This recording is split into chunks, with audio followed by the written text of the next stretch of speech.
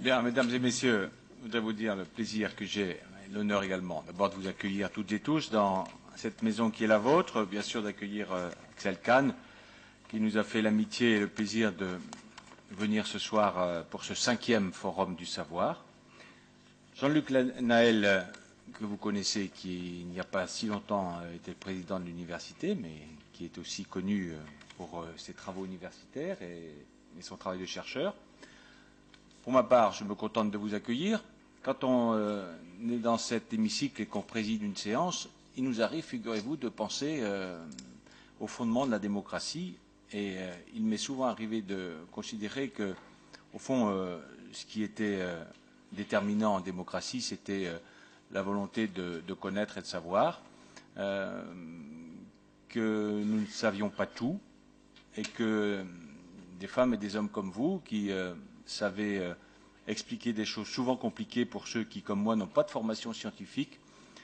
Ça nous permettait à la fois de faire des choix importants, responsabilités, et puis également vous nous aider à prendre les bonnes décisions. Et je suis de ceux qui considèrent que, au fond, cette démocratie qui se veut transparente ici dans cet hémicycle, elle est d'autant plus forte qu'elle s'appuie sur le savoir, qui est au fond, la faculté extrême de notre propre émancipation à tous, de nos propres choix, au fond, de notre liberté. Voilà, merci, je nous souhaite une bonne soirée. Jean-Luc, je te donne la parole. Merci.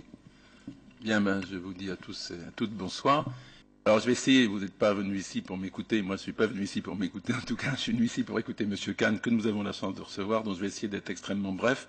Je vais essayer de passer 10 minutes à peu près, pas plus, pour essayer de résumer un petit peu, à mon avis en tout cas, ce qui est un peu l'histoire de l'utopie dans ses rapports avec la science. Et puis bien entendu, M. Kahn, ensuite, vous nous donnerez toute la lumière que vous pouvez disposer concernant ces propositions.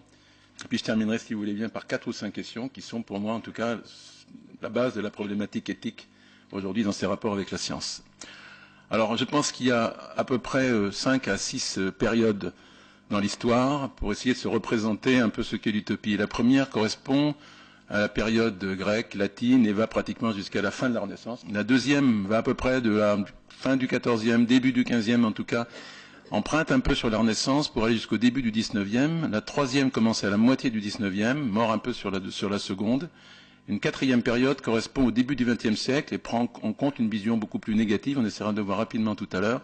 Et puis une cinquième qui commence à partir des années 70 pour venir jusqu'à nous avec la problématique écologique ou les problématiques écologiques que vous connaissez. Alors pour aller vite, la première période est caractérisée essentiellement par les représentations imaginaires de territoires des auteurs grecs et latins. De territoires parce qu'on place l'utopie comme étant en tout cas un territoire, essentiellement un territoire. Dans l'Antiquité grecque, on connaissait les jardins d'Alkynos, décrits dans l'Odyssée, au sein desquels les arbres obéissent aux volontés des hommes, les fruits poussent quand on les désire. Dans la mythologie grecque, les jardins d'Arcadie sont un lieu où la mort a été vaincue, puisque l'on n'y vieillit pas et que la maladie y est inconnue. Pindare décrira l'existence d'une île paradisiaque, véritable Éden pour les humains, et dans les Métamorphoses d'Ovide, une société décrite sans contrainte et sans armes, bénéficiant de par sa nature d'un printemps éternel. Enfin, Diodore de Sicile décrira une île de soleil dont les habitants, les héliopolitains, habitent un véritable paradis où toute faute est inconnue. L'ensemble des représentations des territoires utopiques dans l'Antiquité grecque et latine est caractérisé par un dépassement des lois naturelles, fait essentiellement de sublimation de la douleur et de dépassement des fatalités inhérentes à la condition humaine, mais en général uniquement d'un point de vue mythique. Alors tout cela se terminera, j'essaie de raccourcir un peu, donc fin du XVe, fin du XIVe, début du XVe en tout cas, par probablement l'écriture des millénaristes. Ce sont les millénaristes, et en particulier Joachim de Flore, puis peut-être un petit peu après aussi Rabelais, qui avec, dans son abbaye de Thélème, et puis aussi Erasme avec son éloge de la folie, vont terminer le cycle de la pensée antique correspondant à l'élimination des contraintes naturelles pour réaliser une forme d'Éden qui puisse être pensée. Mais j'ajouterai à ces deux considérations deux éléments que j'ai mis un peu entre parenthèses, mais qui sont importants. Le premier, c'est la Jérusalem céleste de saint Augustin, que l'on peut considérer comme une forme utopique, 5e siècle après Jésus-Christ. Et puis l'autre, 5e siècle avant Jésus-Christ, c'est la République de Platon. Alors évidemment, est-ce qu'on considère la République de Platon comme une utopie et la Jérusalem céleste de Saint-Augustin comme une utopie? Ça dépend de votre point de vue. Religieux ou, comment on va dire, républicain et laïque. Bon. Alors, pardon. Alors, une seconde période donc, est caractérisée par la Renaissance et l'époque moderne, dans laquelle la science prend le relais du mythe en tant que tel, comme cristallisation des territoires utopiques. Elle est utilisée comme moyen de réaliser l'utopie à partir de la fin du XVIe. Francis Bacon, j'essaie de bien le prononcer, avec sa Nouvelle Atlantide, génère les formes nouvelles de l'utopie en Grande-Bretagne. Elles se développeront au XVIIe et surtout au XVIIIe, en particulier avec Hobbes et son Léviathan, et Harrington et son Océania. Les modèles des formes utopiques anglo-saxonnes sont ainsi construites pour devenir de véritables ferments de ce qui constituera la genèse de l'esprit des Lumières. On peut dire sans crainte d'erreur, alors là vous pourrez me dire si vous êtes d'accord avec cette proposition, que l'esprit des Lumières est l'enfant de la pensée utopique de Thomas More. L'utopie est au centre de l'esprit des Lumières. Tous les possibles sont désormais devant l'humain, la boîte de Pandore se transforme grâce à la science en une optimisation phénoménale de l'avenir. Ensuite, il y aura Bernardin de Saint-Pierre dans son Arcadie en 1780. Je vous passe Diderot et puis la recherche du paradis perdu, et la nouvelle citaire et de Rousseau, vous connaissez tout ça. Je vais insister sur un point parce que c'est un chercheur rouennais qui l'a bien mis en exergue. C'était un historien qui s'appelait M. Masaryk et qui a beaucoup insisté sur l'influence de Rétif de la Bretonne avec ses gynographes et ses andrographes, qui a rapproché l'utopie de la scène politique. Le mythe pour lui peut devenir réalité et c'est Masaryk donc qui a bien noté l'influence de cet auteur sur Babeuf et sur donc la naissance des premiers communistes. Ensuite, évidemment, la Révolution sera un véritable bouillon de culture spécifique de la Révolution française en soi, très différente des autres représentations, je pense à l'anglaise en particulier. Et ces courants vont se manifester de manière souterraine sous Napoléon pour faire irruption au XIXe, en particulier avec Blanqui en 1830 et 1848. Alors là, il y a un point d'orgue, c'est la lutte des Canuts, et c'est 1831. 1831, avec la défaite des Canuts, mais défaite physique, politique, non, puisque l'histoire des Canuts va durer jusqu'à nous. La lutte des Canuts constitue, contre les métiers jacquards, bien sûr, constitue la première épreuve, si j'ose dire, de la science quant à sa socialité. Cet événement marque la rupture de la confiance entre l'utopie et l'esprit des Lumières. Et puis la réalité sociale. Elle est caractérisée par le chômage et la misère économique issue des formes technologiques ou pensées comme étant issues des formes technologiques nouvelles qui venaient d'arriver. En Angleterre, alors là, il y a un auteur très intéressant, c'est Swift, avec les Voyages de Gulliver, qui considère pour la première fois les scientifiques comme des personnes sanglantes, déconnectées totalement de la réalité sociale et poursuivant leur finalité indépendamment des réalités meurtrières qu'ils induisent par leur activité, poursuivant un rêve monomaniaque sans aucun contrôle social. C'est extrêmement dur, hein. Je vous conseille de lire les Voyages de Gulliver, si vous vous en rappelez. C'est extrêmement anti-scientifique au possible. La troisième période commence avec, donc disons peut-être à partir de 1831, hein, avec les Canuts. Avec le début des premières critiques, moi j'appelle cette troisième période le désenchantement. C'est la première forme de désenchantement vis-à-vis de la science. C'est curieux parce que on sait que les grandes victoires, les grands succès de la science vont justement se manifester pendant cette période, à partir de 1850 jusqu'à 1920 à peu près. Hein.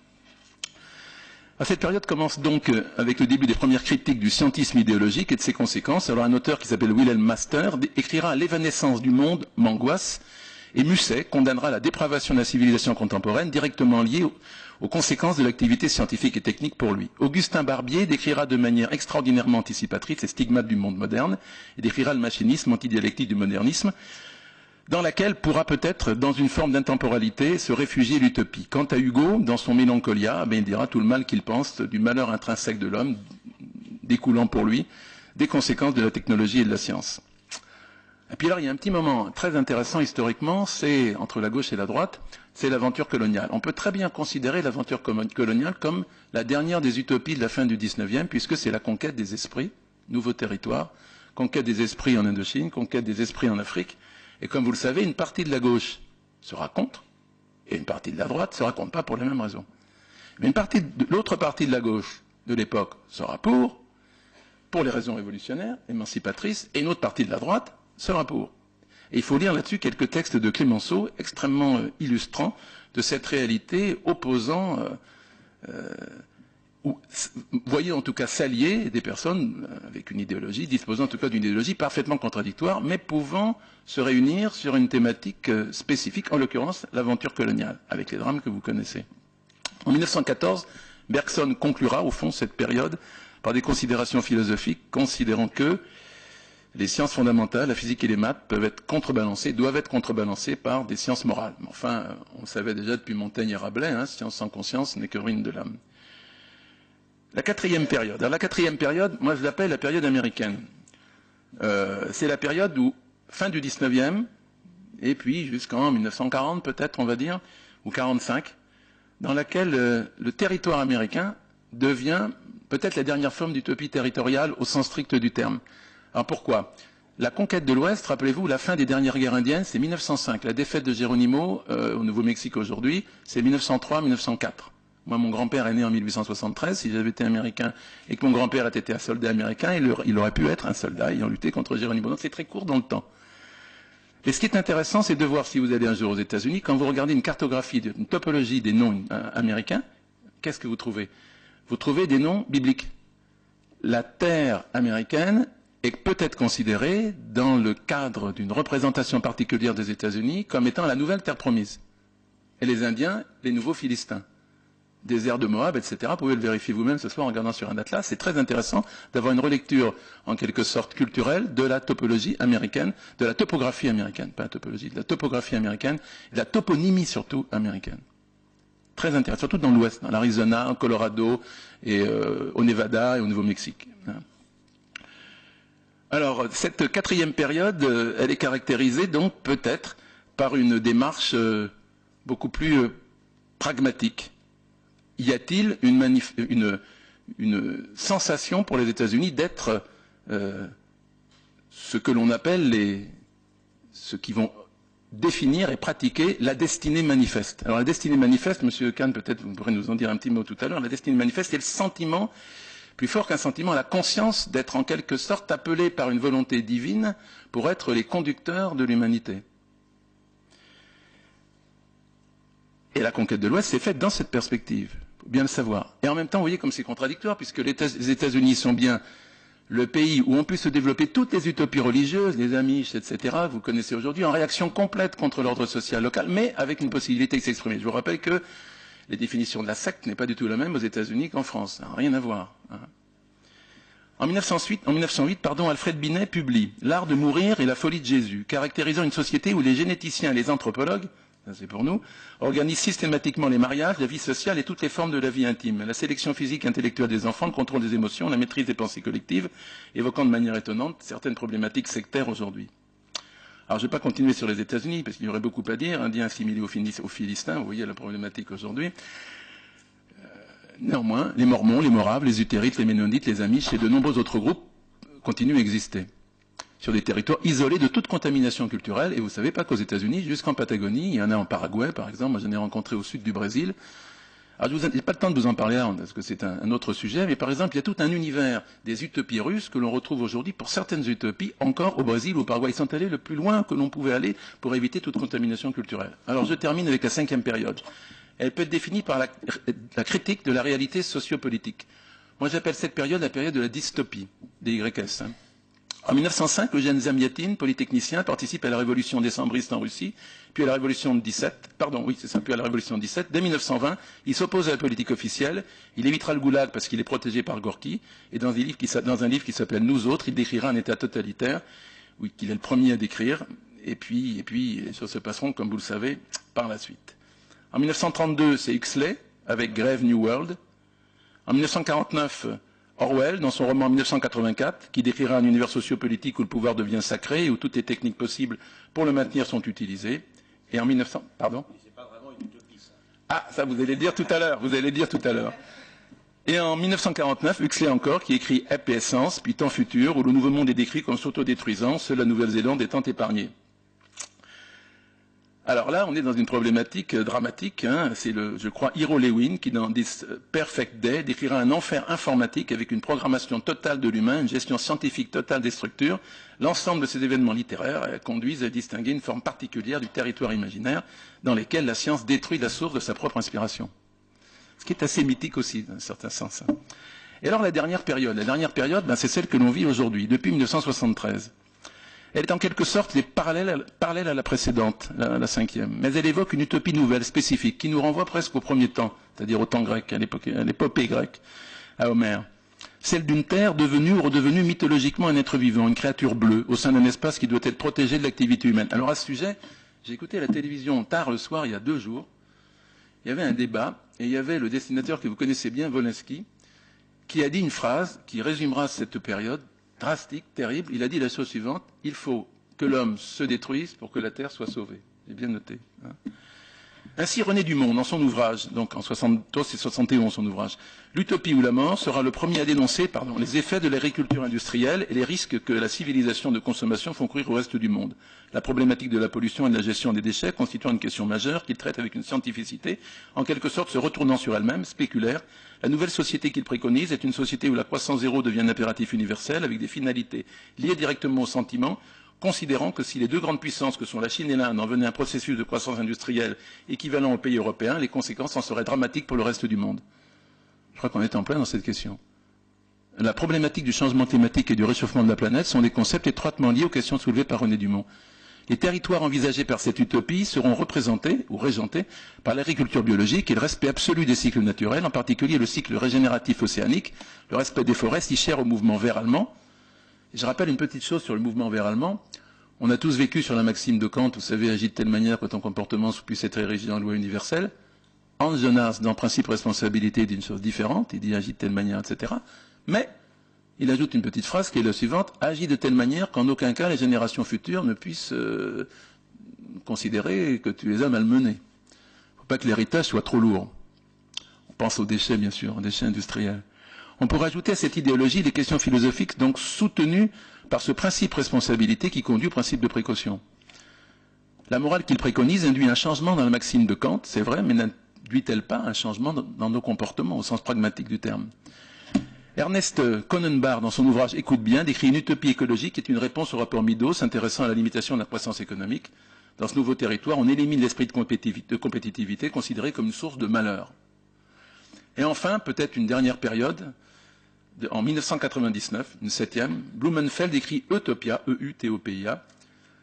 C'est un lieu qui n'est pas anachronique, il s'agit de la société écologique idéale où science et technologie sont associées dans un cercle vertueux au service de l'humanité. La technologie et la science redeviennent des outils participant à la téléonomie de l'humanité, selon la tradition spinoziste. Dans cette utopie, ou plutôt au sein de cette utopie, alors je voudrais citer un auteur qui est très intéressant sur ce sujet, c'est Jean-Christophe Ruffin, qui invente une représentation nouvelle dans laquelle l'idéologie écologique est défendue par des individus adoptant un comportement qui peut les conduire à mettre les valeurs humaines en deçà de leur finalité. C'est ce que dit Wolinski au fond. Dans cette optique, Le Parfum d'Adam, c'est son dernier roman, montre des militants écologiques qui peuvent devenir meurtriers par souci de défendre des espèces animales ou l'élimination d'une industrie particulièrement polluante. Il en était de même dans son autre roman, Globalia, paru en 2005, où les valeurs et les finalités humanitaires se retournaient contre elles-mêmes dans une sorte d'autisme idéologique, où l'humanité était partagée en 2 territoires imaginaires, l'un constitué par le monde développé, l'autre par le monde sous-développé, en guerre ouverte permanente, s'aboutissant à une humanité impossible.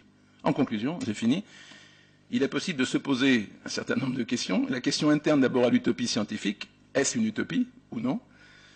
À savoir, la science peut-elle résoudre sa propre problématique épistémologique? Premier point. Deuxième point, j'en viens aux questions que je voulais vous poser. Alors la première, évidemment, c'est dans le grand public, c'est la question éthique par excellence. Est-ce que la science peut intervenir dans le cadre de l'acharnement thérapeutique pour définir un seuil, une limite? Ou est-ce que c'est lié à une appréciation éthique qui est celle de l'équipe soignante? 1. 2. Le droit de mourir dans la dignité. Ça, je pense que vous en entendrez parler, vous en avez déjà peut-être discuté dans d'autres forums. 3. Les OGM. 4.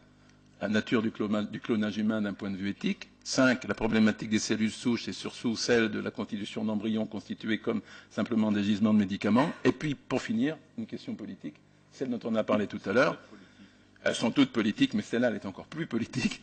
C'est celle du rapport entre génétique et contrôle social. Je vais vous donner une petite phrase que une maître de conférence de la fac de droit m'a donnée, c'est pas moi, elle s'appelle Catherine Pickman, c'est pas elle qui l'a écrite, c'est un de ses profs qui s'appelait Burdeau, qui n'est pas un prof de Rouen. Et j'ai trouvé la phrase très belle. La nation relève plutôt de l'esprit que de la chair. J'ai trouvé que c'était pas mal comme formule. C'est un constitutionnaliste. Hein. Donc la dernière formule, c'est la suivante, c'est le rapport entre génétique et contrôle social. Mais l'autre question qui est plus lourde, je crois de sens, et je voudrais conclure là-dessus, si je mets mon empreinte digitale et que coder ou associer mon empreinte digitale sur un programme informatique, il y a tout ce que j'ai fait dans ma vie, y compris la claque que j'ai pu donner à un collègue, à un copain je sais pas moi, en 8e ou en 7e ou à la maternelle. Est-ce vivable? Et là, on est vraiment dans une utopie décrite antérieurement. Ne croyez pas que je raconte des histoires de science-fiction là, pas du tout. Les assureurs anglais, tout récemment, un certain nombre d'assureurs anglais, je pense que vous avez suivi cela, considèrent que pour apprécier la prime que vous devez payer, on va voir tous les facteurs de risque de votre vie personnelle. Par exemple, si vous êtes un médecin très pressé, vous aurez une prime de risque beaucoup plus élevée parce que vous avez un risque d'accident beaucoup plus fort, mais aussi apprécié par rapport au codage global de votre profession au sein de la société. Alors on prend en compte totalement votre parcours individuel, est-ce que vous avez redoublé une fois, etc. Je crois qu'on a un président de la République qui a redoublé sa classe de 6e, c'est public, donc je peux le dire.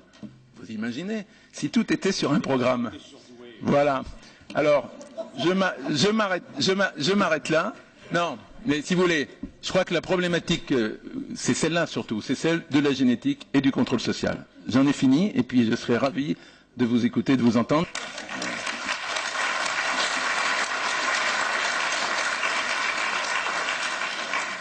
Voilà, Axel Kahn, nous vous écoutons et encore merci d'être parmi nous. Merci beaucoup, mon cher collègue, professeur Naël, de cette présentation, de cette introduction, de cette interpellation, également des questions que vous me posez auxquelles je répondrai. Monsieur le Président, merci de m'accueillir dans votre amphithéâtre, dans cette enceinte où vous gérez cette région et dans cette très belle ville. Mesdames et messieurs. Tout d'abord, pour simplifier le problème et pour vous dire ce dont je vais parler et ce dont je ne vais pas parler, j'aimerais distinguer deux types d'utopie et l'antimatière de l'utopie, c'est-à-dire la vision apocalyptique, que je n'appellerai pas utopie. Je resterai, il faut toujours définir les mots sémantiquement que l'on utilise, je définirai l'utopie très traditionnellement par la vision d'une organisation, d'un lieu, d'un monde idéal, indépassable, vers lequel l'on pourrait tendre ou bien que l'on pourrait espérer. Il existe deux types de ces mondes idéaux. Les uns sont sacrés, les autres sont profanes. Et on nous a donné quelques exemples de ces deux conceptions. La première, je n'en parlerai pas, ces utopies sacrées sont situées pour certaines en amont de l'humanité, c'est le paradis terrestre, le type même de l'utopie. En aval, c'est le paradis terrestre que l'on retrouve, c'est le paradis des 77 vierges que vont connaître dans la félicité les kamikazes qui se font sauter. C'est une utopie qui a une importance absolument considérable. Et puis ce peut être effectivement encore du domaine de l'agir humain, ce sont toutes les utopies sacrées telles qu'elles se manifestent à travers la Nouvelle Jérusalem, la terre promise, l'impression que l'homme va pouvoir être guidé vers un lieu de la totale félicité. Je parlerai plutôt des utopies profanes. Ces utopies qui sont définies comme un monde organisé par l'homme grâce à la raison humaine, dont les règles d'organisation sont telles qu'elles promettent, qu'elles garantissent un épanouissement idéal de l'homme, la vie la plus heureuse qu'il est possible d'imaginer. C'est ce qui est de notre ressort et, bien entendu, c'est ce qui a connu un développement d'antimatière, le développement des visions apocalyptiques dont on a parlé. L'équivalent de la vision apocalyptique de l'utopie sacrée, c'est l'enfer. Ce sont les enfers, bien entendu. Pour ce qui est des utopies profanes, ce sont les visions de 1884 de Orwell, déjà éventuellement de Huxley, qui transforment totalement l'utopie pour en montrer tout le danger. On est hors de l'utopie, je ne l'appellerai pas l'utopie, mais naturellement, cela en est un produit dérivé. La négation d'une réalité dépend de cette réalité. et donc peut être traité en traitant d'icelle. Les utopies profanes, comme les utopies sacrées, débutent en effet, comme mon collègue le professeur Naël vous l'a dit, dans l'Antiquité grecque. Et je vous parlerai plus particulièrement naturellement de l'utopie à propos de laquelle j'ai été interpellé, puisque les questions sont au cœur de certaines des utopies, certaines des promesses qu'elle est capable de promouvoir, de proposer. C'est l'utopie scientiste, l'utopie scientifique, qui est certainement celle à l'aune de laquelle toutes nos sociétés se sont édifiées.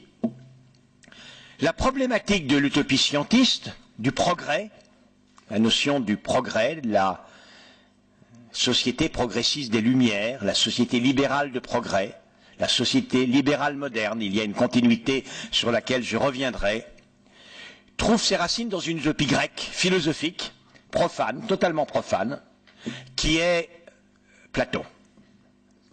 Platon, à travers plusieurs de ses œuvres, et deux œuvres principales, qui est en effet la République de Platon, la cité idéale de Platon, mais auparavant, et de manière plus significative pour expliquer le début de l'histoire qui va nous mener à nos questions modernes, y compris concernant l'utilisation des tests génétiques pour le regroupement familial,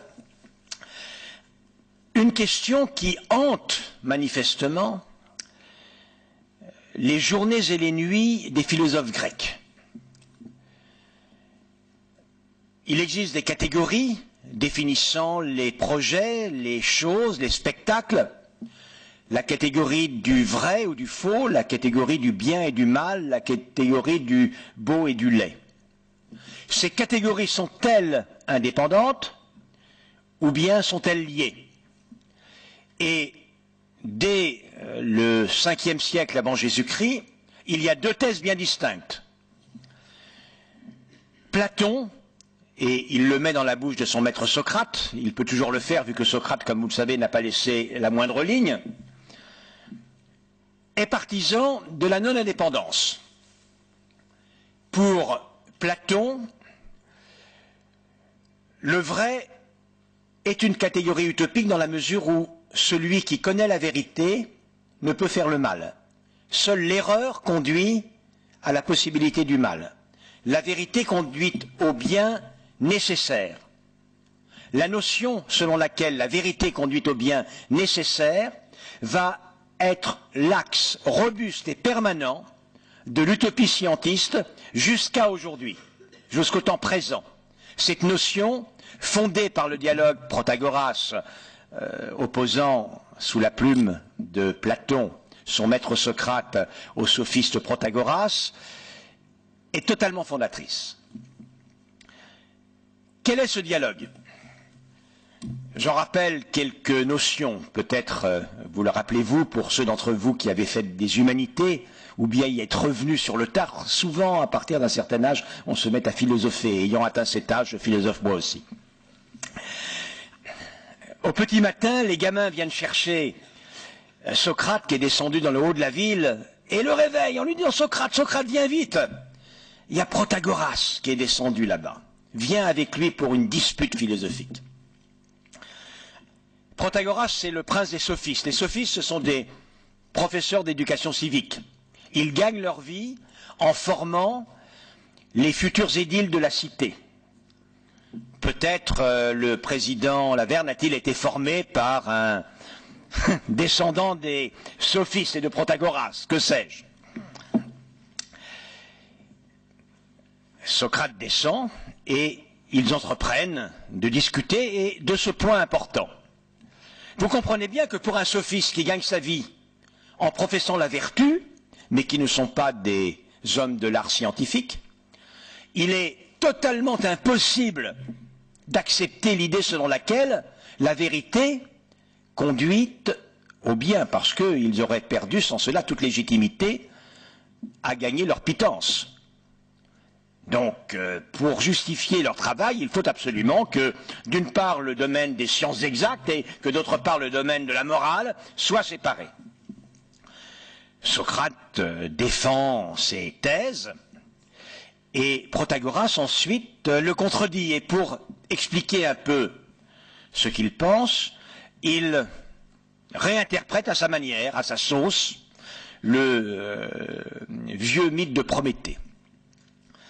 Il nous dit, Protagoras, il dit en l'occurrence à Socrate et à toute l'assistance qui est là autour, il lui dit jadis, au début des temps, les dieux étaient déjà sur l'Olympe, mais toutes les autres formes de vie étaient encore réunies là au centre de la terre. Mais il était dans le dessein des dieux de peupler la surface de la terre et il fallait doter les êtres, les formes de vie des qualités leur permettant d'être ainsi transposés de la chaleur du centre au danger de la périphérie. Ce sont deux demi-dieux, les fils du titan Japet, Prométhée, celui qui voit loin, et Épiméthée, celui qui ne voit pas plus loin que le bout de son nez, son frère néanmoins, qui sont chargés du travail. Ils ont une grande hotte avec des dons, et ils doivent distribuer les dons afin que les êtres puissent survivre, tels que les dieux l'ont conçu sur la surface du globe. C'est toujours les plus sots qui s'y collent les premiers, et donc Épiméthée commence à faire le boulot. On dirait aux échecs qu'ils ne voient pas le coup d'après. Il joue le coup présent et il le joue avec bonne foi, de manière besogneuse. Les bêtes du septentrion, il les dote d'une fourrure épaisse. Il fait en sorte que, dans l'équilibre entre les proies et les prédateurs, les proies soient légèrement plus véloces et plus prolifiques que les prédateurs, de telle sorte que perdurent les uns et les autres. Et puis quand il arrive à l'homme, il n'a plus rien dans la hotte. Et l'homme est là tout nu, qu'il va falloir transposer à la surface du globe, où il n'a aucune chance de survivre à l'agression des éléments de la nature, des bêtes féroces et sauvages si bien dotées. C'est alors que, de sa balade je ne sais où, arrive Prométhée, qui voit le désastre, et Prométhée, vous le savez bien, l'ami des hommes. Donc Prométhée, pour essayer de rattraper le coup, monte nuitamment sur l'Olympe, personne ne le voit. Il a bien repéré l'endroit où Zeus cachait le feu céleste, les éclairs, grâce auxquels il terrorisait les tentatives, les rebelles, les tentatives de révolte des titans et des autres créatures préhumaines. Et là, il a emmené avec lui un sureau.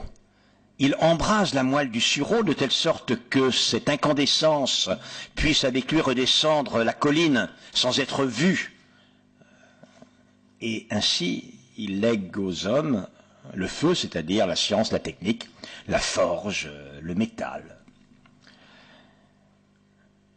Mais il ne l'a pas sauvé. L'homme va néanmoins succomber. Il va succomber parce que quand il y a trois hommes ainsi dotés d'armes, qui connaissent le chauffage, qui connaissent certaines des lois de la nature, il y en a deux qui se liguent pour tuer le troisième et ensuite ceux qui restent s'entretuent. Et de toute façon, le survivant est boulotté par les bêtes sauvages. Alors Zeus voit ça, et ne serait-ce que pour séduire les belles terriennes, il faut que l'homme peuple effectivement la surface du globe. Donc il demande à son messager céleste, Hermès, aux pieds ailés, d'aller porter aux hommes qui ont la science et la technique, donc la vérité, leur porter ce qui leur manque. Qu'est-ce qui leur manque, maître Dieu des dieux? Il leur manque Dike et Aidos. La prudence, la sagesse, la justice, la solidarité. Dieu des dieux, à qui vais-je donner Dike et Aidos? Vais-je donner Dike et Aidos aux architectes, comme j'ai donné l'art de construire les maisons quand tu me l'as mandé? Ou alors aux médecins, lorsque je leur ai donné à eux seuls l'art de guérir? À quelle catégorie de la population vais-je léguer Dike et Aidos? Mais, dit le Dieu des dieux, à chaque homme, à chaque femme, car il n'y a pas de cité, il n'y a pas de communauté humaine, sans que chaque individu soit doté de Dike et Aidos. Ce que veut dire bien évidemment Protagoras, c'est que l'homme, pour survivre, a besoin de la science, de la technique et de l'aptitude à la vérité, mais que cela ne saurait lui suffire. et qu'il lui faut également une autre qualité, un autre don, qui est l'aptitude à identifier ce qui est juste et bon.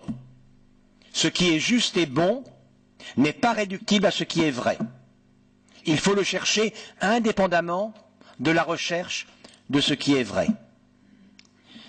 Et ce débat, alors même que sophiste est devenu, comme vous le savez, le type même d'un raisonnement fait pour tromper, ce type d'opposition entre Socrate et Protagoras est d'une actualité qui ne s'est jamais démentie. Naturellement, lorsque Rabelais dit « science sans conscience n'est que ruine de l'âme », comme vous l'avez rappelé, mon cher collègue, il se place clairement du côté de Protagoras. Récemment, ça fait quelques années à vrai dire, j'étais avec mon ami le très très grand neurobiologiste, homme de culture, de science, Jean-Pierre Changeux. Et je rappelais ce discours, ce dialogue philosophique de Platon, Protagoras, et je terminais en disant que, pour ma part, j'étais plutôt du côté du sophiste. Et Jean-Pierre s'est penché à mon oreille en me disant « Eh bien moi, tu crois, tu vois, je suis plutôt du côté de Socrate. » Et pour avoir été 12 ans au sein des comités consultatifs nationaux d'éthique, je puis vous dire que contrairement à ce que l'on pense, l'essentiel des débats, la ligne de partage, n'est pas tellement entre ceux qui croient au ciel et ceux qui n'y croient pas. Ça existe naturellement lorsqu'il s'agit du statut de l'embryon ou bien de l'euthanasie. Il y a des éléments, des présupposés religieux, bien entendu. Mais ça n'est pas l'essentiel de l'opposition. L'essentiel de l'opposition est entre les platoniciens, socratistes, et les sophistes à la Protagoras. C'est-à-dire ceux qui considèrent que si la science est belle, alors il y a de fortes chances pour que ce qu'elle permet de faire soit moralement souhaitable. La beauté de la science est un présupposé positif sur le plan moral. Alors que les autres, il n'y a pas dans le comité d'éthique français, il y en a deux, ailleurs, vous en avez parlé, il n'y a pas de technophobes qui haïssent la science. Donc, dans la plupart des comités d'éthique où les technophobes ne sont pas très nombreux, l'autre camp est ceux qui considèrent que la science a sa légitimité, qui est de dire le vrai, le probablement vrai, de s'en approcher asymptotiquement. En revanche, qu'il n'est pas dans ni la finalité, ni la possibilité de la science de dire le bien. Et que par conséquent, l'appréciation de la qualité, de l'originalité d'un fait scientifique ne dit rien de son acceptabilité morale. Et que celle-ci doit être appréciée totalement indépendamment de ce qu'est l'émotion scientifique que crée la beauté d'une innovation, d'une découverte. C'est véritablement, sur tous les domaines, ce qui sépare pratiquement et qui marque la ligne de fracture. Notamment pour les questions que vous m'avez posées. Pour le clonage, dit thérapeutique ou reproductif, il y avait ceux qui avançaient, il y a toujours ceux qui avancent qu'il s'agit là d'une maîtrise extraordinaire par l'homme de la reproduction, le secret retrouvé de la reproduction asexuée, alors même que la plupart des êtres se reproduisent de manière sexuée depuis 800 millions à 1 milliard d'années. C'est donc un vrai progrès scientifique et dès lors, il y a une très grande probabilité pour que ce soit une innovation moralement souhaitable. Avec l'utopie dont je vais reparler, grâce au clonage thérapeutique, les maladies d'Alzheimer retrouveront la mémoire, les paralytiques remarcheront, les cardiaques retrouveront du cœur à l'ouvrage et toutes les maladies pourront être traitées. On retrouve ce discours récurrent. En face, il y avait ceux qui considéraient que certainement le clonage animal des mammifères était un progrès technique et scientifique lorsque l'on aura compris ce qui se passe, on commence à le comprendre, en l'occurrence, mais que cela ne signifiait pas qu'il s'agissait là d'un progrès pour l'homme, et que cela méritait un débat pour son propre compte. Il est très intéressant de pouvoir innocenter un suspect d'un viol ou d'un crime parce que le test ADN montre que l'échantillon du délinquant trouvé sur le lieu du délit, du crime, ne correspond pas à l'empreinte génétique du suspect. Il est satisfaisant également de pouvoir confondre un coupable qui aurait continué de perpétuer ses méfaits sans cela. Il ne s'ensuit pas que l'utilisation des tests génétiques d'identification, car il s'agit d'un progrès des capacités d'identification, soit forcément un bien en soi. Et c'est naturellement toute la problématique du débat d'actualité, de l'utilisation de ce test pour redéfinir ce qu'est une famille humaine. Une famille humaine est comme toutes les familles animales, une famille par la transmission des gènes, par le sang, mais c'est aussi la famille définie par le fait qu'un homme et une femme ont des enfants qu'ils considèrent comme leurs enfants, qu'ils veulent élever ensemble, à qui ils veulent léguer des valeurs. Ces enfants eux-mêmes regardant cet homme et cette femme, ou peut-être demain c'est deux femmes, peut-être demain c'est deux hommes, ça n'est pas mon problème, je ne suis pas limitatif dans mon propos, comme leurs parents. La famille humaine, profondément, c'est cela. Le progrès que constituent les tests génétiques n'indique pas que la remise en question de cette vision de la famille soit elle-même un progrès de la vision de la famille. Et l'on est, bien entendu, au cœur de ce que je vais traiter un peu plus en détail maintenant. Comment s'est forgée l'utopie scientifique? Elle part par conséquent des Grecs et de ce débat sur la relation entre le bien et le vrai. Platon. Et puis, le deuxième temps important, vous en avez parlé également, c'est l'un des grands noms et des grands auteurs de l'utopie, c'est en effet Francis Bacon, qui, en 1603 ou 1604, écrit cette phrase, qui pour nous est une évidence, la palissade, mais qui était totalement révolutionnaire dans la pensée humaine. Il nous dit le savoir est pouvoir. Le savoir est pouvoir. C'est totalement révolutionnaire parce que, auparavant, le savoir était tout sauf pouvoir. Dieu, dans la Genèse, a donné à l'homme l'usufruit de tout ce qui vole dans le ciel, tout ce qui rampe sur la terre, mais il ne lui a pas enjoint d'en faire son affaire grâce au savoir. Voire même, l'arbre de la connaissance ne devait pas être approché sans une certaine prudence par l'homme. Sinon, le blasphème n'était pas loin. Pour l'Antiquité grecque, le savoir qui est promu n'a pas pour rôle de faire progresser la société parce que les Grecs considèrent que leur société est totalement indépassable. La notion de progrès est totalement étrangère à la pensée grecque. On ne peut pas dépasser la magnificence grecque. Et les Romains pensent la même chose, ils essayent d'imiter les Grecs. Le Moyen-Âge a une vision du progrès, mais le progrès défini par saint Paul, c'est-à-dire le progrès de l'homme dans la magnificence de Dieu. Tous les hommes sont capables d'accéder au bonheur de la reconnaissance de la bonté de Dieu. Mais ce n'est pas le savoir qui le permet, ce n'est pas le savoir de la nature des choses qui le permet. La scolastique, au contraire, considère que le savoir s'arrête avec les ancêtres, Aristote, saint Augustin, plus tard saint Thomas. La Renaissance elle-même, même si elle fait des progrès considérables, la Renaissance n'est pas progressiste puisqu'elle veut retrouver la magnificence de l'Antiquité grecque. C'est vraiment tout son projet. La Renaissance islamo-andalouse, entre le 7e siècle et le 12e siècle, 7e siècle à Damas, Bagdad, et le 12e siècle en Andalousie, est magnifique. Elle est d'une fulgurance, d'un brillant éclatant. Mais le but n'est pas d'augmenter le pouvoir de l'homme, c'est de comprendre quelle est la puissance de Dieu à travers la reconnaissance des moyens qu'il met en œuvre pour parvenir à gérer la nature. Si bien que cette affirmation selon laquelle le savoir est pouvoir est une totale révolution de la pensée humaine. Et tout s'enchaîne très vite ensuite.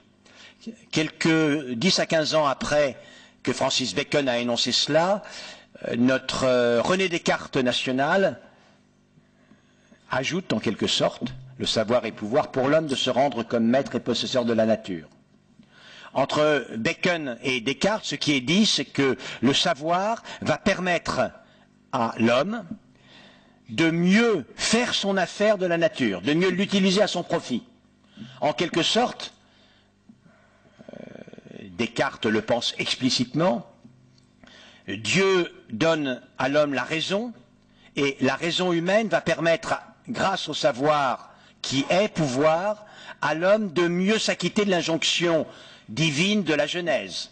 Utilise tout ce qui existe sur terre, qui rampe sur le sol, qui vole dans les cieux, à ton profit. Quelques années après, toujours au XVIIe siècle, Blaise Pascal, là encore la palissade pour nous dit toute la suite des hommes depuis le cours de tant de siècles est comme un seul homme qui vit toujours et qui apprend continuellement. Vous mettez ces trois citations ensemble. Il s'ensuit que l'homme est de plus en plus savant, donc de plus en plus puissant, et puisque toute la suite des hommes est de plus en plus savant, cela veut dire que toute la suite des hommes est de plus en plus puissant. Voilà quel est le fondement de ce qui va devenir notre modèle de société, que j'appelle la société libérale de progrès, car cela va aller de pair avec le développement au XVIIIe siècle en Écosse, puis dans toute l'Europe du libéralisme. Mais nous n'en sommes pas encore au XVIIIe siècle des Lumières et au progressisme, à l'optimisme du progrès. Francis Bacon est très circonspect. Il pense établi que le savoir est pouvoir, mais il ne dit pas que le pouvoir ainsi développé est la garantie du bonheur. Il ne dit pas. Au contraire, il dit parfois sur la route, il faudrait s'arrêter comme si l'on se regardait cheminer afin de porter un jugement sur son propre cheminement. En fait, au XVIIIe siècle, les Lumières vont retrouver la notion socratique de la confusion entre la recherche de la vérité et le bien. Et le syllogisme ou le sophisme, comme vous voudrez, moi je dirais plutôt le sophisme, devient le suivant. Le savoir est bien évidemment supérieur à l'ignorance. La lumière est bien évidemment supérieure à la nuit, à l'obscurantisme. Par conséquent, le pouvoir découlant du savoir doit profiter de la qualité morale que l'on reconnaît sans conteste à ce qui l'a permis, c'est-à-dire au savoir, à la lumière, à la lutte contre l'ignorance, contre l'obscurantisme. Et l'on en arrive à la notion, car Hugo n'a pas écrit que Mélancolia, à la notion du progrès tel que défini par Hugo, le pas collectif du genre humain. Ou bien Sartre, la notion d'une progression continue vers un terme idéal. Ou encore, surtout Condorcet, le progrès et le pas collectif du genre humain sur la route de la vérité, du bonheur et de la vertu. Voilà quelle est maintenant constituée l'utopie progressiste. L'utopie progressiste fonde que la raison humaine, qui est propre à l'homme, va permettre à l'homme de développer ses potentialités, un pouvoir qui sera aussi un pouvoir économique, un pouvoir d'agir. Tout cela va amplifier les capacités d'accroître les outils du savoir, et donc le savoir lui-même, et donc va permettre un progrès extraordinaire qui ne s'est jamais démenti, en réalité. Mais tout cela également, et c'est l'élément nouveau, socratique, tout cela est garant d'une amélioration nécessaire du bonheur humain. Il existe des mécanismes fondamentaux qui font que l'esprit humain, tel qu'il se manifeste par l'accroissement des savoirs et des pouvoirs, est véritablement la certitude d'un bonheur humain accru. Ça se manifeste par cette déclaration magnifique, mais vous verrez immédiatement que ce mot magnifique couvre également des réalités plus inquiétantes. Saint-Just, le bonheur, une idée neuve pour l'Europe. Mais on retrouve cela encore lorsque Louise Michel est devant ses juges après qu'elle a courageusement défendu sa barricade avec son compagnon tué pendant les journées sanglantes de la Commune, dans des phrases magnifiques rapportées, un livre a été publié il y a 2 ans à ce propos, elle nous dit ce qu'est son utopie progressiste, grâce à des femmes telles que moi. Chacun des citoyens les plus pauvres dans les faubourgs, je l'ai fait quand j'étais institutrice et que j'allais leur porter le savoir, pourra briser ses chaînes, se saisir de son destin et bâtir un monde nouveau, et un monde nouveau certainement plus heureux. Et vous connaissez toutes les formes que prendra ce progressisme au 19e et au 20e siècle. D'ailleurs, je me rappelle avoir mis en parallèle, après le 11 septembre 2001, l'optimisme progressiste de la réprouvée Louise Michel devant les juges versaillais, avec ce que venaient de faire 19 jeunes hommes, parmi les mieux éduqués de leur pays respectifs. Écoliers, lycéens, bacheliers, universitaires, ayant fait plusieurs universités, et in fine, ayant choisi de terminer leur vie en accompagnant dans leur mort 3000 personnes par le geste que vous savez. Je me suis dit, heureusement que Louise Michel n'a pas vu cela. Heureusement que Louise Michel ne s'est pas demandé comment se faisait-il que la diffusion des savoirs partout n'avait pas toujours forcément abouti à l'augmentation de la solidarité, de l'esprit de vie, de justice, mais avait pu conduire, y compris ces 19 jeunes hommes, à agir tel qu'ils l'avaient fait. Si bien que l'on était obligé de se poser la question, dès lors, mais auparavant, mais qu'est-ce qui a cloché dans ce superbe optimisme du progrès qui a fait nos pays? Nos pays ont été bâtis, conçus par des femmes et des hommes de progrès, avec les deux courants. Il y a deux courants du progressisme. Il y a le progressisme libéral et le progressisme révolutionnaire, le progressisme de droite et le progressisme de gauche. Ils concourent dans une foi quant aux capacités du pouvoir scientifique et technique d'améliorer le sort de l'humanité. Très curieusement, d'ailleurs, aujourd'hui, l'un a pratiquement disparu alors que l'autre a perduré en s'étant profondément modifié. Le progressisme de gauche n'est plus progressiste, en règle générale. Le progressisme de gauche met en accusation au premier plan, souvent et avec quelques raisons, la pollution, le nucléaire, les OGM, non pas en la science une foi extraordinaire, total renversement des valeurs. Ceux qui croient encore à l'efficacité incontestable du progrès, c'est plutôt les forces de droite. Le progrès, oui, puisque c'est ça qui permet de créer des innovations qui sont elles-mêmes valorisées, qui créent de la valeur étant le but de la société. Quoi qu'il en soit, non seulement à cause du 11 septembre, mais aussi parce que le XXe siècle est intéressant à considérer. C'est le siècle où l'idéal progressiste, l'utopie progressiste, a à la fois montré sa richesse et ses limites. D'où d'ailleurs la naissance des contre-exemples apocalyptiques dont vous avez parlé. On va dire que le progrès extraordinaire, il commence avec Pasteur, au XIXe siècle. Pasteur, le pasteurisme, tout ce qui va avec, a abouti à une révolution incroyable. Pasteur a eu 5 enfants, il y en a 2 qui sont restés vivants, c'était habituel. Après le pasteurisme, la plus grande partie des enfants nés restent vivants. Révolution incroyable. Les femmes, en règle générale, risquent peu leur peau en mettant au monde. Du temps de Pasteur, encore, dans certaines périodes, jusqu'à 30 à 40% des femmes accouchant à l'hôpital, pas chez elles, heureusement, accouchant à l'hôpital, mouraient de fièvre puerpérale. Donc, progrès scientifique tout à fait évident. Et puis tous les progrès des transports, l'automobile, l'aviation, l'informatique, les engins sur la Lune, le séquençage du génome, la médecine, la maîtrise par les femmes de leur fécondité, l'augmentation de la longévité. Le XXe siècle, la fin du XIXe siècle et le XXe siècle, c'est prodigieux.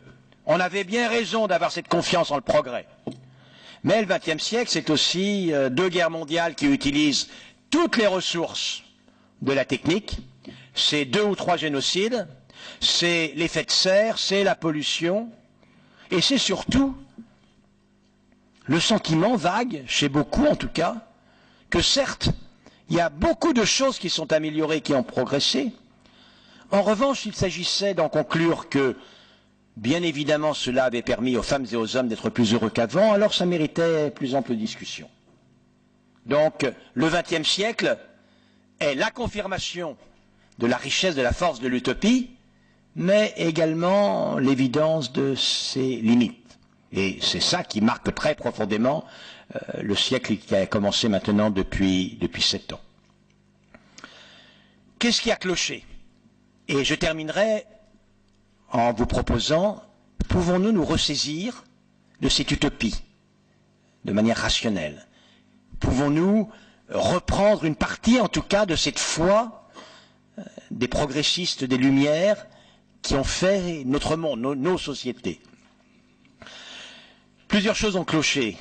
La première, c'est une méconnaissance totale de l'ambivalence de la science, qui est très bien illustrée par un grand scientifique prix Nobel, Fritz Haber. Fritz Haber est un chimiste, bienfaiteur de l'humanité extraordinaire. Il trouve le moyen, alors même que l'augmentation de la population était terriblement contrainte par la difficulté d'engraisser les cultures et donc par l'insuffisance de la production de cultures vivrières. Il trouve le moyen de transformer l'azote de l'air en sel d'ammonium qui amende les prés. Il sauve sans doute des milliards de personnes d'une mort certaine par famine, bienfaiteur de l'humanité. C'est un Allemand patriote, il veut aider les armes de son pays en guerre, et il commence à conseiller les armées allemandes lorsqu'elles utilisent pour la première fois en 1916 le gaz chlore sur le front d'Ypres, et puis l'expérience ayant été moyennement satisfaisante, au départ, le vent souffle dans le dos des lignes allemandes sur les tirailleurs sénégalais qui sont gazés par le gaz lourd et épais par milliers, mais ensuite le vent tourne et retourne vers les Allemands. Donc Fritz Haber est nommé chimiste en chef de l'armée allemande, des services de chimie de l'armée allemande, et comme il est un homme remarquable, il perfectionne d'abord le phosgène, puis il invente l'hypérite, qui seront largement utilisés par tous les camps. En 1918, il invente le Zyklon B, qui sera développé après le traité de Versailles comme insecticide, et où l'affaire est dramatiquement dérisoire. C'est que Fritz Haber est juif. Il n'est pas chassé dans la première fournée des révocations de l'université des Juifs après l'arrivée au pouvoir du chancelier Hitler, mais par solidarité, il quitte l'Allemagne. Il meurt très rapidement, il ne verra pas que la première utilisation large du Zyklon B, ce sera contre ses coreligionnaires, contre les tziganes et les Juifs qui seront gazés par millions et par millions. Deux visions donc de la science. Fritz Haber, bienfaiteur de l'humanité, et Fritz Haber, criminel de guerre. Et puis deux autres visions, on va dire une vision masculine et une vision féminine. Clara Haber est également une chimiste brillante. C'est une femme qui considère que la science, elle est progressiste au sens vrai du terme.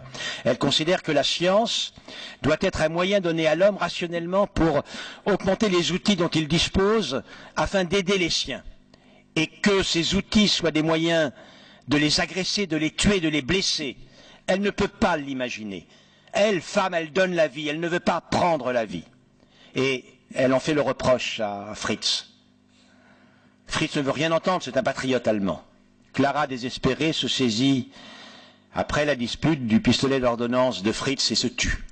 Deux visions, là encore, de la science, Clara Haber et Fritz Haber. Et cette ambivalence de la technique et de la science est naturellement obligatoire. Imaginons un monde, deuxième élément, où l'homme ne pourrait utiliser ses pouvoirs qu'au bénéfice de l'homme. D'abord, il cesserait d'être libre. La liberté commence par l'exigence d'utiliser les pouvoirs que l'on a conquis comme on l'entend, c'est-à-dire malheureusement au profit ou au détriment. Si bien que la notion de liberté elle-même rend très incertaine l'optimisme progressiste, à moins que des mécanismes existent pour expliquer qu'un homme de plus en plus savant et de plus en plus puissant soit également de plus en plus vertueux.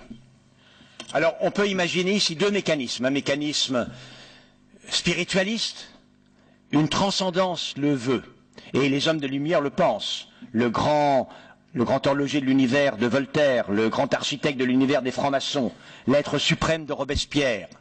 Ce sont des transcendances qui conduisent la main de l'homme à utiliser ce savoir qu'il conquiert grâce à la raison, don de Dieu, au profit des siens.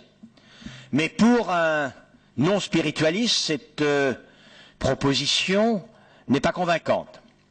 Condorcet, je ne suis pas sûr qu'il soit vraiment déiste, et Condorcet a une autre hypothèse. Condorcet pense que le corpus des connaissances et des techniques bâtis par l'homme va permettre de créer un ensemble au contact duquel toutes les générations vont s'acculturer accroissant leur sagesse, aboutissant à ce que l'homme de plus en plus puissant soit également de plus en plus sage. Pour les biologistes ici, un lamarckisme en quelque sorte avant la lettre. L'homme est modifié dans son essence par ce qu'il crée. Outre que les biologistes sont rarement lamarckistes aujourd'hui, cet optimisme de Condorcet peut être contreprouvé par une observation. Lorsque je vous parle d'une fusée sur la Lune ou bien du clonage thérapeutique ou reproductif, à part des références mythologiques ou historiques, les références utiles auront 10, 20 ou 30 ans, parce que ce qui est antérieur est insignifiant. En revanche, si je vous parle de la haine, de l'amour, de la justice, de la sagesse, certes, j'accorde du prix à ce qu'on en dit Emmanuel Lévinas, Paul Ricoeur, Peter Sloterdijk, Jean-Paul Sartre, Heidegger, Nietzsche, mais aussi Plotin, mais aussi Aristote, mais aussi Platon. Et l'on voit bien que la réalité anthropologique de l'homme est celle d'un homme qui, au plan des savoirs et des pouvoirs, a cette croissance exponentielle dont j'ai parlé, et au plan de la sagesse, n'a certainement pas une évolution, en tout cas similaire. Si bien que cette affirmation et cet optimisme, voulant qu'un homme de plus en plus puissant soit de plus en plus sage, ne repose strictement sur rien. Nous amenons à considérer qu'il y a une certaine naïveté au progressisme classique des Lumières. Suis-je pessimiste? Non. Autrement, je ne serais pas scientifique. Cette proposition de refondation d'un optimisme progressiste, d'une utopie raisonnée, si jamais une utopie peut l'être, est basée sur la proposition suivante. Le savoir et la science sont des droits. Personne ne peut interdire à l'homme de connaître. Par ailleurs, le savoir en lui-même aboutit en effet à un pouvoir, à des techniques, à des richesses. Les techniques, les procédures, les richesses, ce sont des outils, ce sont des moyens. Et la question est de savoir de quel objectif sont les moyens.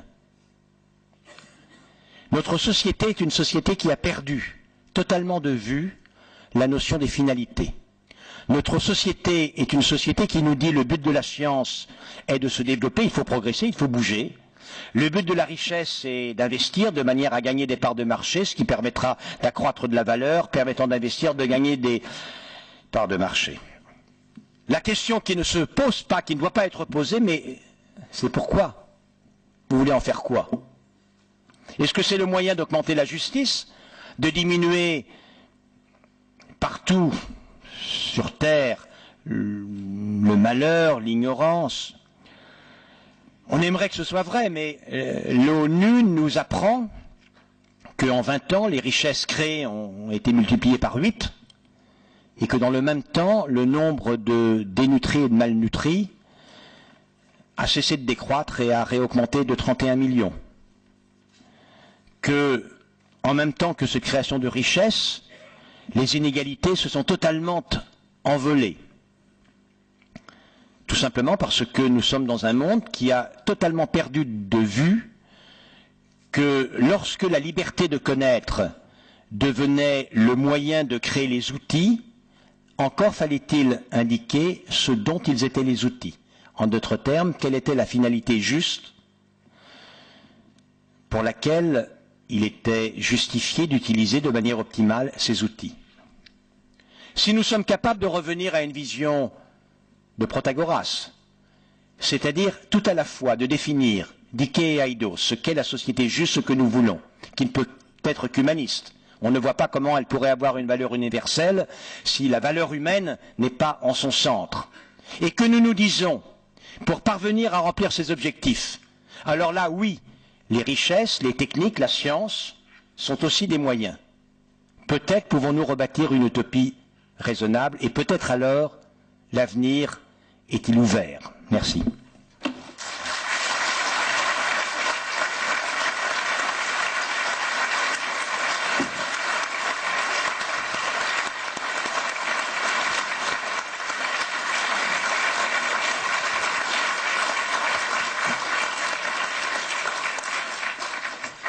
Voilà, derrière M. Kahn, c'est difficile de faire entendre sa voix et j'aimerais vous la donner, vous la renvoyer, cette parole.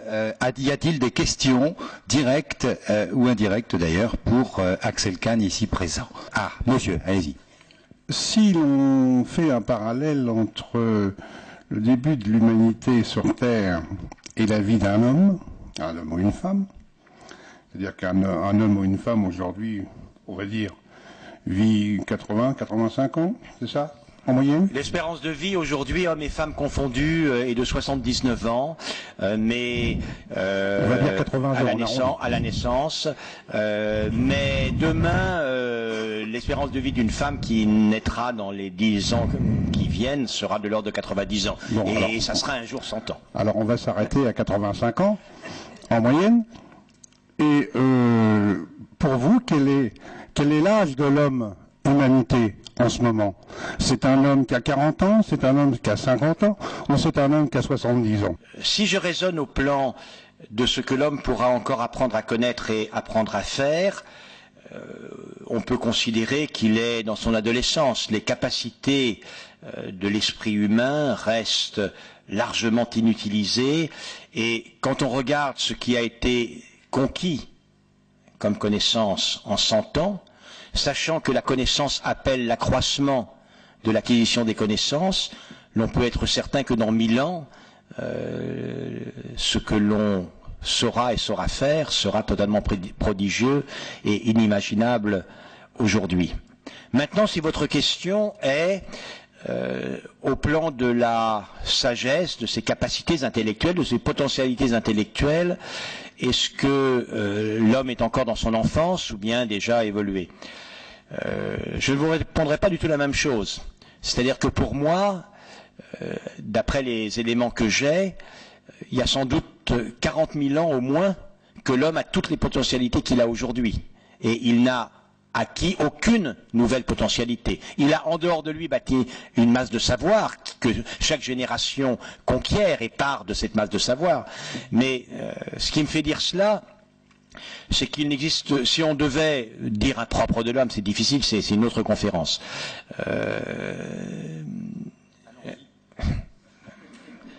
Je tiens 2 heures sur le sujet, hein. Méfiez-vous. Il y a un élément en tout cas qui est propre à l'homme, c'est la création de beauté. Pas l'expression de la beauté, mais la création de beauté est propre à l'homme. Et sans doute également l'émotion esthétique. On n'a pas d'éléments pour penser que d'autres animaux aient cela. Ils ont une splendeur naturelle, la beauté est utilisée comme un signe d'attraction sexuelle, la roue du pan, etc., etc. Mais il n'y a sans doute rien de comparable à l'émotion esthétique et en tout cas au réarrangement de l'existant pour créer de la beauté, un artefact qui crée une émotion esthétique. Or, même si ce n'était pas le but de ceux qui ont peint ces parois. Quand on regarde, pour les plus anciennes d'entre elles, les parois de la grotte ornée, de la grotte Chauvet, d'une splendeur, d'une magnificence à couper le souffle, c'est tout aussi beau que ce que fait Rembrandt, Vermeer, c'est pas pareil évidemment, mais on peut pas dire que c'est moins beau. Donc je suis absolument certain qu'il y a 32 000 ans, l'homme a toutes les capacités que nous avons aujourd'hui. Est-ce que l'homme aujourd'hui est beaucoup plus sage que n'était l'Aurignacien? Je ne sais pas tout à fait comme quel était l'Aurignacien. Mais honnêtement, sur le plan de la pensée morale, comme je vous l'ai dit, on a progressé, certes. Je veux dire qu'aujourd'hui, on aurait du mal à s'attrouper sur une place publique pour voir démembrer, éventrer, rouer vif une personne suppliciée, par exemple. On évite. Maintenant, en revanche, ce qu'on n'a aucun mal à faire, c'est de 10 000 mètres d'altitude, jeter un tapis de bombe en écrasant un nombre plus grand de gens, mais on voit rien, donc c'est plus satisfaisant. Si bien que, bon an, mal an, je n'ai pas l'impression que nous ayons beaucoup évolué sur ce plan-là, si ce n'est à la marge. Alors, la réponse vous satisfait, monsieur? Je pense. Oui, très bien. Je tiens à préciser que dans le dernier livre d'Axel Kahn, L'homme se roseau-pensant. Ah, c'est un bouquin? Ah bon, alors c'est un bouquin. Alors on va faire la différence. Il y a pas mal de considérations entre l'animal et l'homme, enfin sur l'essentialité de l'être humain. Voilà.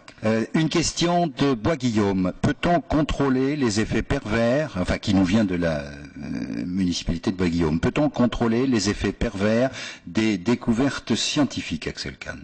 La démocratie, alors il y a plusieurs possibilités. Ou bien on considère qu'il existe une loi transcendante qui doit être dispensée, qui doit être dite, que doivent interpréter les docteurs de la loi dont il est question, les grands prêtres, les églises, et l'on va dire que c'est les grands prêtres de cette loi transcendante d'indiquer si tel ou tel pouvoir nouveau de l'homme est légitime moralement. Mais pour un démocrate laïque, ce n'est pas une vision acceptable, et en tout cas, elle n'a pas de valeur universelle. Si bien que la difficulté extrême, c'est que dans une démocratie, seul le peuple, la démocratie, les formes que le peuple se donne pour exprimer sa volonté, ont une légitimité pour indiquer ce que la société considère être bien ou mal. Il n'y a pas de légitimité supérieure à cela. C'est peu contestable. D'un autre côté, il est aussi peu contestable que ce à quoi parvient la démocratie n'est pas toujours bien. Donc là, nous nous trouvons devant une vraie difficulté. La démocratie est indépassable et il n'existe pas d'autorité ayant une légitimité supérieure à la démocratie, mais elle ne dit pas toujours le bien. C'est un sujet de réflexion actuel, c'est un travail actuel que je mène. Un livre prochain traitera de cette question de morale et politique. Un élément peut-être, c'est que il existe un compromis que j'appelle le compromis démocratique.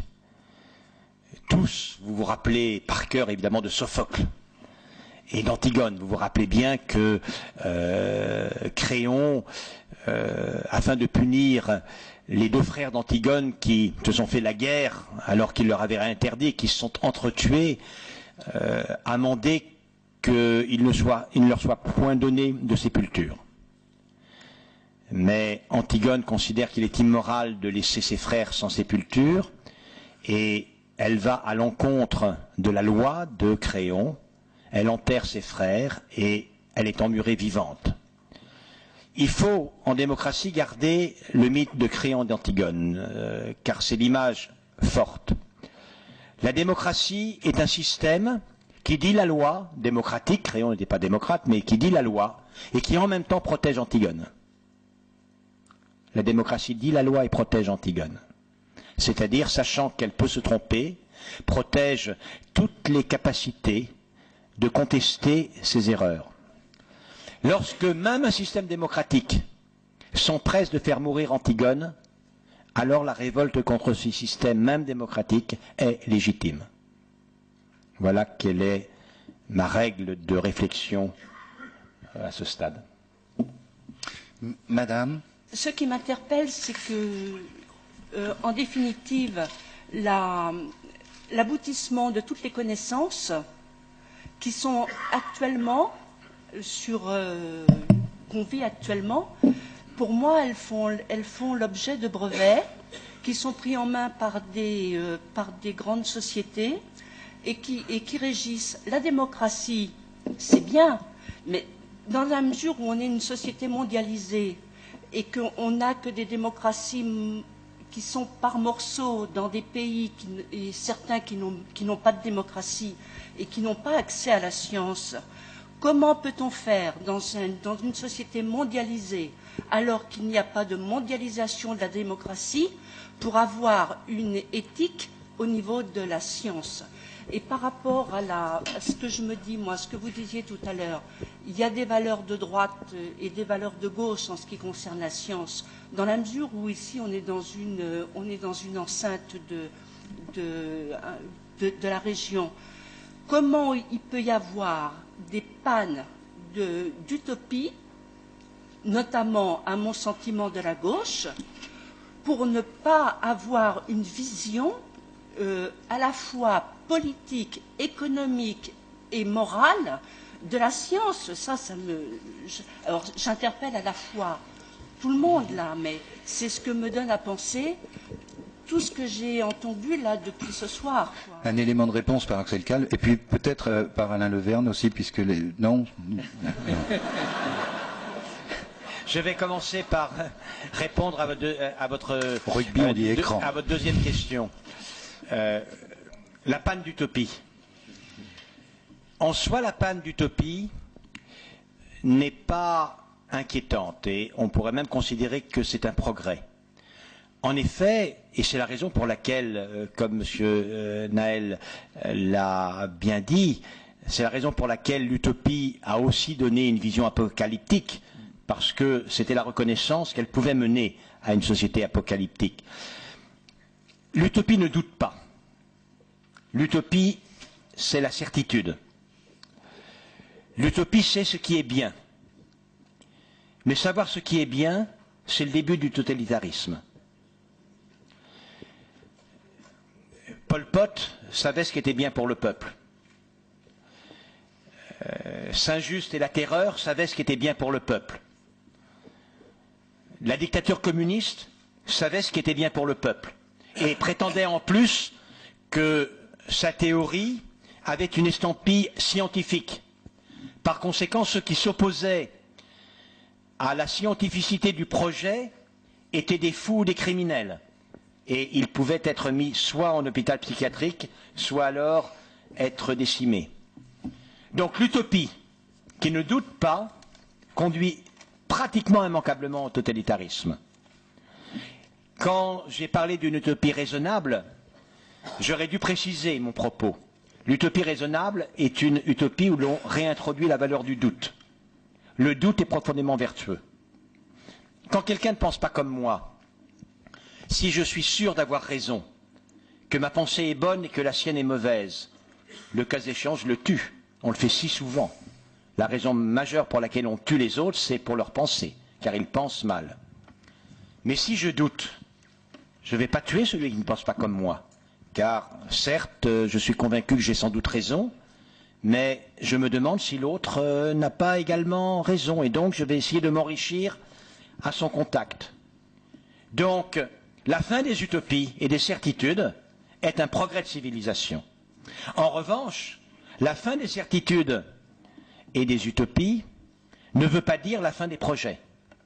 Et on est tombé d'un seul coup, on est passé d'un seul coup de la certitude de la société idéale dont on connaissait la recette à la désespérance de la possibilité de vouloir quoi que ce soit. Notre société a cessé de vouloir, elle n'ose plus vouloir. D'ailleurs, elle considère que ça ne sert à rien parce que tout est écrit ailleurs, soit dans les gènes, soit dans le marché, soit n'importe quoi. Ce que j'appelle de mes vœux, c'est, avec la valeur vertueuse du doute, réintroduire la dimension de l'objectif. Pouvoir dire, moi, ce que j'essaye de faire, c'est telle société. Je pense que j'ai raison, je suis prêt à en discuter avec vous. Je propose telle voie. il m'apparaît qu'elle est bonne, je suis prêt à en discuter avec vous. Je reconnais que je peux me tromper. Mais j'ai un projet. Je sais ce qu'est pour moi une voie juste. Et c'est la voie dans laquelle je désire m'engager. Pour ce qui est maintenant de la valeur du marché, aujourd'hui, je parlais des catégories tout à l'heure du beau, du vrai et du bien. Pour définir une action, il existe une autre dimension qui est le rentable et le pas rentable. Il y a le vrai et le pas vrai, il y a le bien et le pas bien, il y a le rentable et le pas rentable. Le rentable et le pas rentable, c'est la dimension du marché. Le vrai et le pas vrai, c'est la dimension de la science. La grande question qui se pose aujourd'hui, c'est est-ce que ce qui va se mettre en place doit être limité à ce qui est technologiquement possible, valeur scientifique, technologique, et ce qui est économiquement rentable, valeur économique. Si jamais, effectivement, on s'arrête là, il faut supprimer les parlements. Car en effet, tout ce qui est possible et rentable, il faut le faire. À quoi sert la démocratie? C'est que quand quelque chose est faisable et est rentable, pouvoir également poser la question, pour autant, est-ce bien? Donc, la seule voie et la seule réponse malaisée à votre question, c'est tout de même lutter pour la démocratie. Jean-Luc Naël, une phrase de réponse. Pour aller dans le même sens, peut-être juste pour ajouter un tout petit mot par rapport à ce que j'ai dit tout à l'heure, je crois que la seule réponse, en tout cas d'acceptable, dans une utopie raisonnable, comme vous l'avez dit aujourd'hui, c'est peut-être l'éthique spinoziste, à savoir induire de nos connaissances ou associer à nos connaissances une téléonomie, une projection vers le futur. Et c'est vrai que c'est ce qui nous manque aujourd'hui, mais en même temps, on l'a devant nous. On sait bien que c'est les valeurs dont vous avez parlé tout à l'heure, rendre le monde plus juste, rendre le monde plus humain. Et en contresens, si vous voulez, si vous baladez dans le monde aujourd'hui, que vous allez au Brésil ou ailleurs, je vous assure, en général, on est très envié. Je me rappelle d'un petit Soudanais qui me disait, vous avez un passeport pour le paradis sur Terre. Une question, monsieur, oui. Une question ouverte pour tous les deux. On parle effectivement un petit peu de développement de la démocratie, un petit peu d'échec de l'utopie scientifique et d'objectifs. Mais finalement, est-ce qu'on ne pourrait pas, c'est une idée, reconstruire cette utopie scientifique sur la phrase que vous avez citée tout à l'heure, le savoir et pouvoir, et à partir de ce constat-là, en remarquant que finalement la démocratie est un partage du pouvoir par tous, finalement faire d'un objectif de la science un partage finalement du savoir pour tous, puisque moi actuellement j'ai la chance de pouvoir commencer une thèse là à l'université, mais ce que je constate, c'est que finalement le monde scientifique est quand même extrêmement renfermé sur lui-même, et que le partage du savoir vers la population est aujourd'hui quand même extrêmement restreint, et comment développer finalement une utopie scientifique qui serait de pouvoir avoir un savoir qui soit vraiment partagé par tous et de permettre à chacun d'accéder finalement à un même niveau de connaissance et à un même niveau de conscience. Voilà. Axel Kahn, les scientifiques sont-ils des partageux, oui ou non? Alors vous avez raison, mais ce que vous dites est totalement utopiste. Je m'explique. Vous avez totalement raison. Et c'est un problème de démocratie, fondamentalement. C'est-à-dire, ici, en Haute-Normandie comme ailleurs, beaucoup des questions sur lesquelles les citoyens ont à s'exprimer, c'est telle décision en termes de transport dans les villes, c'est des mesures d'économie d'énergie, de politique verte, c'est éventuellement des mesures de santé, d'investissement. C'est-à-dire ce sont des questions dont dépend l'avenir des citoyens et des questions qui ont une composante, un arrière-plan scientifique et technique. Ou bien le citoyen est capable de s'approprier la question et de dire ce qu'il en pense et en est en démocratie, ou alors le citoyen, parce qu'il n'y a pas de partage des connaissances, est incapable de s'approprier la question et la démocratie est impossible dans un pays moderne. Donc ce que vous dites est une nécessité absolue. Il n'y a pas de démocratie vivante dans une société technologiquement développée sans que ce que vous disiez soit une réalité. Maintenant, c'est également une utopie, car le partage du savoir ne suffira pas. Ça, c'est l'utopie de la Louise Michel. À la Louise Michel. Le partage du pouvoir est une nécessité, c'est loin d'être suffisant. Le partage du pouvoir sans discussion et sans accord sur l'usage que l'on veut réserver au pouvoir n'assure pas un monde ouvert. Donc encore faut-il non seulement partager le savoir et le pouvoir, mais aussi être capable de s'accorder sur ce que l'on veut en faire. Axel Kahn, un internaute nous demande pourquoi beaucoup de grands scientifiques se tournent, semble-t-il, aujourd'hui vers la philosophie. Avant, les philosophes et les scientifiques, c'était un genre confondu. Avez-vous cette même impression et avez-vous un élément de réponse ? Alors avant, comme vous l'avez rappelé, c'était totalement confondu et jusqu'à il y a peu de temps. Il faut lire les échanges de Einstein, de Heisenberg, pour se rendre compte que ce sont des échanges qui sont certes scientifiques, mais qui sont également d'une haute valeur philosophique. Quel est le problème? C'est que le scientisme, Auguste Comte, au XIXe siècle, nous a enjoint de limiter notre curiosité.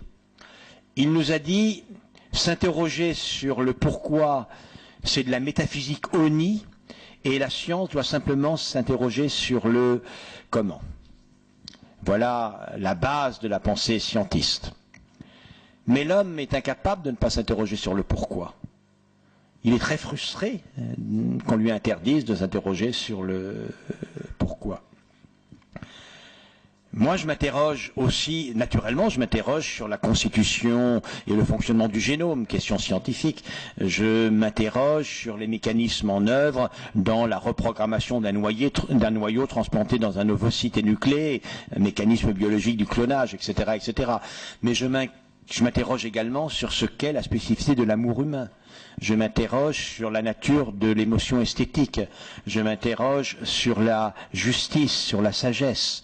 Et je n'ai pas la prétention de pouvoir résoudre ces questions à l'aide de l'arsenal scientifique qui est le mien. De quel droit m'interdirait-on de poursuivre cette deuxième catégorie de vérité et m'enjoindrait-on de me limiter à la première? Donc, tout scientifique qui est avant tout à la poursuite de vérités légitimes, qui naturellement ne peuvent jamais être atteintes, mais peuvent se poursuivre, va pratiquement du même élan utiliser quand c'est possible l'arsenal scientifique et lorsque la question posée est d'autre nature, va devenir philosophe. Malheureusement, je crains qu'il y ait trop peu de scientifiques philosophes, en réalité. Il y a trop peu de scientifiques philosophes. Et peut-être de philosophes scientifiques aussi, d'ailleurs. Oui, monsieur, nous vous écoutons. Oui, je voudrais me permettre deux questions, si vous voulez bien. La première concerne ce rapport du savoir et du pouvoir, dont vous avez bien montré que sa grande tentation, peut-être sublime ou suprême, était la dictature de la pensée, mais que précisément, est-ce que précisément c'est parce qu'il ne manque pas une dimension supplémentaire de la pensée qui est celle de la tolérance, ce qui nous renverrait directement sur Thomas More qu'évoquait Jean-Luc Noël dans son introduction et ses écrits de 1516. Et la deuxième question concerne ce caractère vertueux du doute sur lequel je m'interroge quand même beaucoup. Là, vous vous inscrivez directement dans la pensée de Francis Bacon, que vous avez vous-même cité. C'est celui qui commence dans le doute, finit dans la certitude, etc. Mais est-ce que trop de doute n'est pas, à votre avis, paralysant, parce que conduisant à l'absence de décision, l'indécision devient finalement un anti-progrès? D'abord, je crois que la volonté de puissance et l'empathie sont deux réalités anthropologiques de notre humanité. Je ne les oppose pas et cela fait partie de ces multiples dualismes, pour moi matérialistes, qui se sont reconstitués en chacun d'entre nous. Il y a 2 jours, j'étais, pour parler du propre de l'homme, devant un auditoire appartenant à Montpellier, et un monsieur, un étranger, m'a posé une question tout à fait amusante. Il m'a dit « Expliquez-moi ce qui s'est passé l'autre jour. J'ai vu une femme, et je ne sais pas pourquoi, elle m'a très profondément répugné.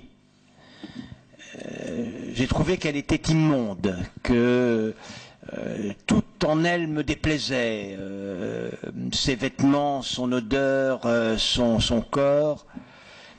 Et en même temps, je me suis fait honte d'avoir cette répugnance. Et je lui ai fait remarquer qu'il était ainsi pleinement humain. Et ce qui était pleinement humain n'était pas soit d'avoir une attirance ou bien d'avoir une répugnance, ça c'est propre à tous les animaux, mais en même temps que l'on a une répugnance, pouvoir savoir que c'est répugnant et se poser la question de la nature du sentiment que l'on a. Et nous sommes là avec une des plus grandes caractéristiques des capacités mentales qui permettent tout à la fois l'un et l'autre et son opposé. Nous sommes vraiment au cœur du vécu et de l'agir humain. Maintenant, pour ce qui est de la valeur du doute, vous opposez une valeur en soi à sa valeur opérationnelle. Et d'un point de vue purement opérationnel, sans doute, le doute peut amener à rester l'arme à terre, alors même qu'il serait nécessaire d'épauler et de tirer. Donc, ma réponse est que, simplement, quand je dis qu'il y a une valeur et une vertu au doute, cela ne veut pas dire qu'il y a une vertu à l'inaction. J'agis, à un moment donné, je prends la décision d'agir parce que j'ai déterminé que quelque chose était juste. Donc, j'agis. Je n'agis pas si je ne sais pas ce qui est juste. Mais, si je sais ce qui est juste, j'agis. Cela étant dit, en agissant, je le fais avec tous les moyens que j'ai. J'ai néanmoins conscience que, après tout, peut-être, une autre action eût été, elle aussi, légitime. Et par conséquent, je vais accepter, tolérer, que quelqu'un d'autre ait une action différente. Mon père, en se suicidant, m'a laissé, c'est le titre d'un de mes livres, une injonction, sa lettre, dernière lettre qu'il a écrite, j'imagine, me dit « Sois raisonnable et humain ». Et la lettre commençait par « Je m'adresse à toi, Axel, comme à celui de mes 3 fils, étant le plus capable de faire durement les choses nécessaires. » Et pendant des décennies et des décennies, je me suis demandé ce que mon père avait voulu me dire là. Et je crois avoir trouvé, je ne suis pas sûr, hein, je n'ai pas eu la possibilité de lui demander confirmation de ce à quoi je me suis arrêté. Mais je pense que mon père m'a dit sois raisonnable et humain. J'étais un jeune militant, emporté peut-être, manichéen à l'époque, et il a voulu me dire fais attention. Être humain, c'est aimer l'humanité dans sa diversité. Les hommes, à travers leur fulgurance et leur veulerie, leur lâcheté, leur petitesse, c'est tout ça. Un homme, une femme vraie, c'est vraiment tout cela. Sois raisonnable, dans le sens dont sois prudent. Essaye de t'entourer de tous les avis, doute, pour savoir ce qu'il convient de faire. Mais il avait dit auparavant, il faut faire durement les choses nécessaires. Et les choses nécessaires sont les choses justes. Ce que mon père m'a dit, c'est, avant de déterminer ce qui est juste, sois humain, écoute tout le monde, sois très prudent avant de le déterminer, mais quand tu auras déterminé pour toi ce qui est juste, alors fais-le, durement si nécessaire. Donc il n'y a pas dans l'injonction paternelle une opposition entre la valeur du doute et une promotion de l'inaction.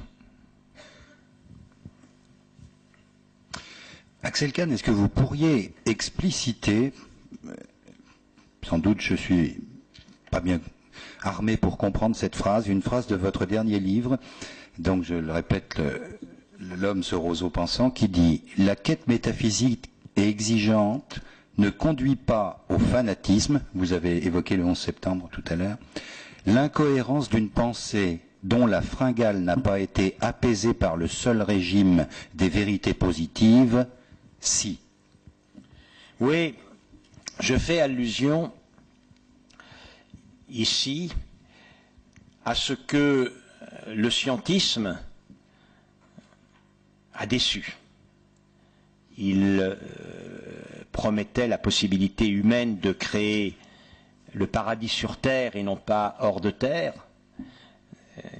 le bonheur, une finalité neuve pour l'Europe de Saint-Just.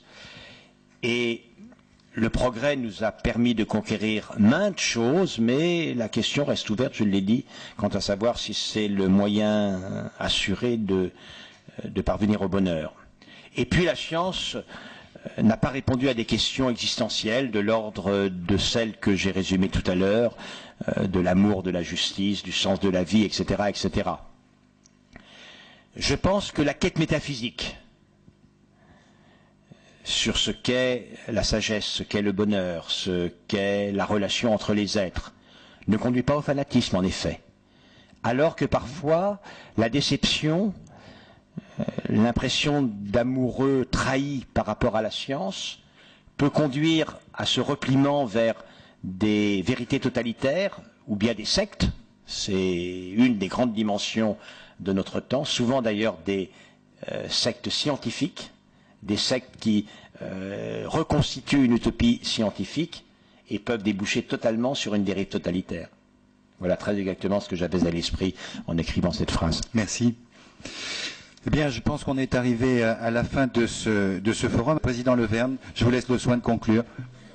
On ne conclut pas un débat de ce niveau. Simplement, pour celles et ceux qui étaient là, les remercier de la qualité de leur écoute, dire aux amis internautes, parce que ce débat était également accessible sur le net, et donc vous pourrez effectivement y retourner. Et les questions qui nous étaient posées venant de Bois-Guillaume ou d'ailleurs nous étaient transmises, ça, nous ne vous l'avons pas dit, par les internautes qui nous écoutaient ce soir.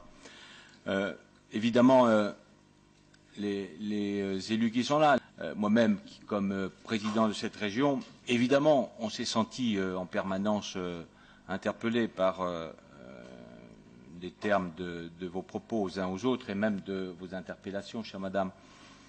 Mais au fond, on pourrait avoir d'autres débats sur politique et morale. Je vous lirai attentivement.